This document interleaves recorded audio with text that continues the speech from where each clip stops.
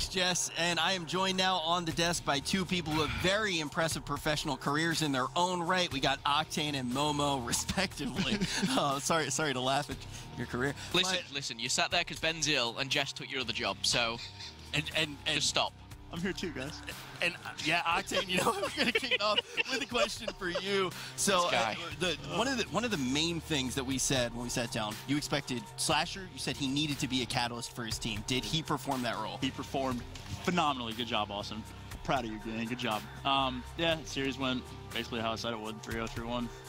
Yep. You said 3-0, so it ends up being a 3-1. And I remember you said it was going to be a 3-0.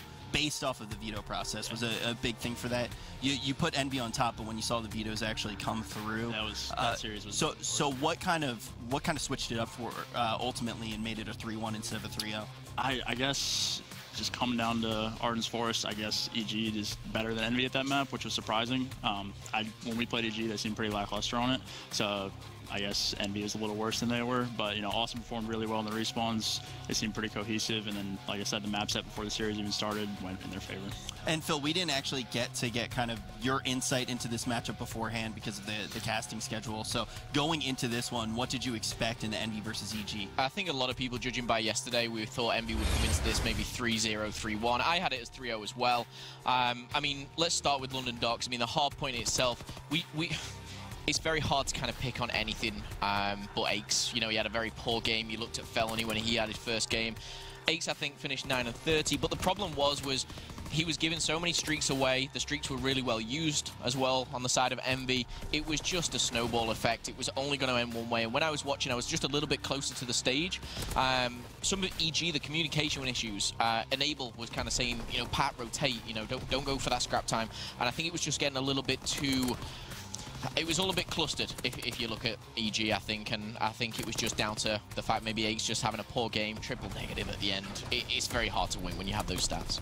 Yeah, I think that's pretty undeniable. That's basically map one, it's just triple negative. Yeah, and you can kind of put that in a situation where it's like it's a 3v4 when you have someone in that, and you start feeding streaks at that point, and you can see that's going to be very, very translated when we actually get to look at the hill time broken down by hill on the box score. They did hold Warehouse pretty well, though. Yeah, Warehouse, an incredible hold here for EG, but ultimately 250 to 166. Now, in the S&D, one of the big questions that I do want to ask you, Sam, you talked about Slasher being the catalyst for his particular team.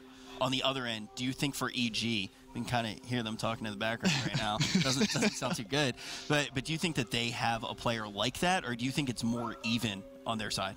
I think it's pretty even. You know, if you have someone like Pat going 9-30 like they did, it's going to make things a lot more difficult, but as a collection, I think they're pretty evenly matched throughout. They're all 4 really good players. I don't think they have a superstar per se like, you know, the other top teams do, but I don't think any of them are going to go, well, I could say that, but then Pat went 9-30. So, I mean, if Pat doesn't go 9-30, they might win map 1, but doing that, like you said, 3v4 is kind of cool. I think that is an important thing to note in the difference of the teams. I think when you look at EG, you kind of expect them all to be playing in that 1-0 range or better, but no one necessarily exploding. Let's take a deeper look, though, at map number 2. Phil, take it away for the Arden Forest S&D. Again, EG just started really strong, really fast, and the one thing, again, I talked about communication in map 1, communication in map 2, and I don't know if you guys at home heard it, but after each round, Apathy and I think it was Apathy and someone else was just gassing up Aches. You know, it had a poor map 1, he was like, let's go, and everything. I don't know what they were screaming or what they were shouting, but it was just hype. It was just momentum, and they were just carrying that on round by round. Again, really didn't expect this from EnVyUs. I thought, especially after the clean map 1, I expected more. It was just kind of out of the blue. I don't know where this kind of came from EG, because it came as quickly as it went as well, as soon as you go into the CTF. But again, I think the hype and the kind of momentum for EG really kind of rode this one home. You know, I feel like EG in particular, even when you look at this lineup, you know they may be a team that thrives off of momentum. Mostly talking about Pat with that. Do you feel like that's a big factor when you play against certain teams, Octane? I'm not really a momentum player myself. You know, people like Clay, and I actually think a lot of people on EG, you know, Ab, Nameless, when they get going, they start shooting pretty well.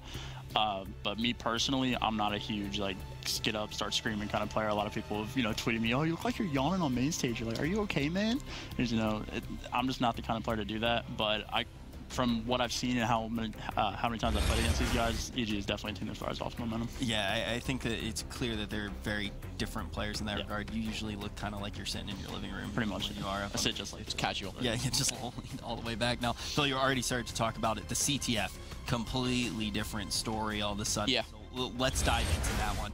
I mean, straight away, for Ardent Forest, it was interesting. I was kind of expecting, again, EnVyUs to go in with the Slay-heavy side. And Slasher, Octane kind of said it, is the catalyst for his team. And straight off the bat, he's getting streaks. On the first life. You can't really go wrong. Yeah. How do you adapt to that? The one thing that I will say is even though EnVyUs, they went 2-0 up very quickly, I think it was in the first couple of minutes or first few minutes, as it comes in here for the second one, is Apathy picks up 3.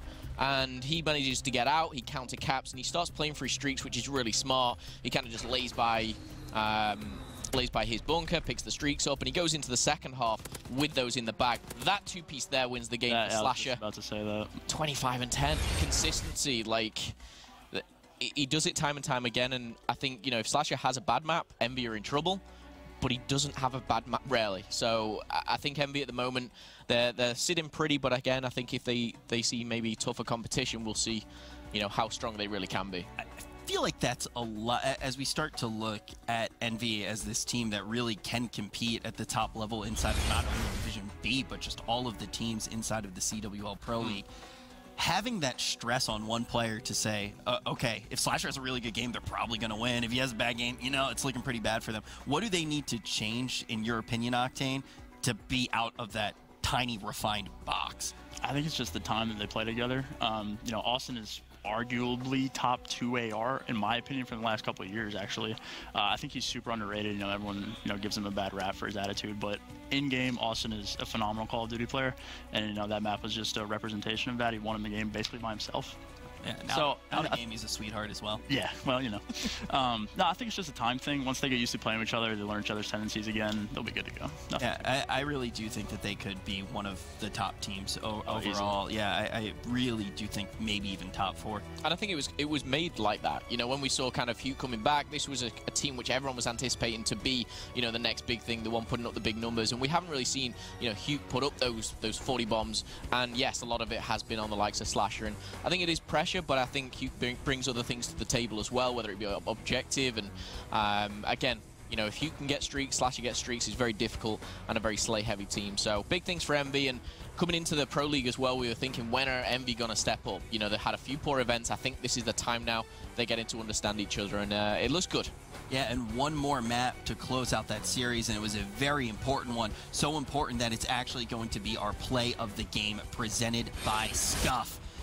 And Phil, break this one down. Yeah, and this one, again, I'm very impressed with EG in particular. I want to pick out Nameless and Enable. Going into kind of the half, I know this is highlighting towards the end, but Nameless, 17 and 15, very high interactions. Enable with a 15 and 6 KD ratio. Right there, it was great. But, again, I think Octane's kind of seen exactly if he moved one foot, they don't spawn there. That's the difference. That is the end of the game. If he moves 1 foot around that corner, they don't spawn there.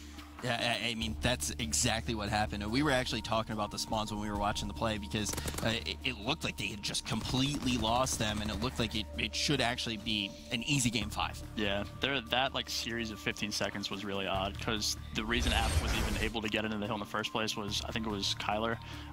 He gave up a cut a little early. App was able to sneak through and get in the back rather. But the spawns are so sensitive in this game. If you don't look at something like that trademark back bunker spawn that everyone always, you know, freaks out about, it's just like that. If you don't look at it, chances are they're going to spawn there. He moves around that wall, they win the game. Yeah, I mean, that moment that you actually talk about, I believe App kind of just ran straight down mid, right? Yeah. He was able. He ran literally straight through the middle of the hill. So very important 15 seconds.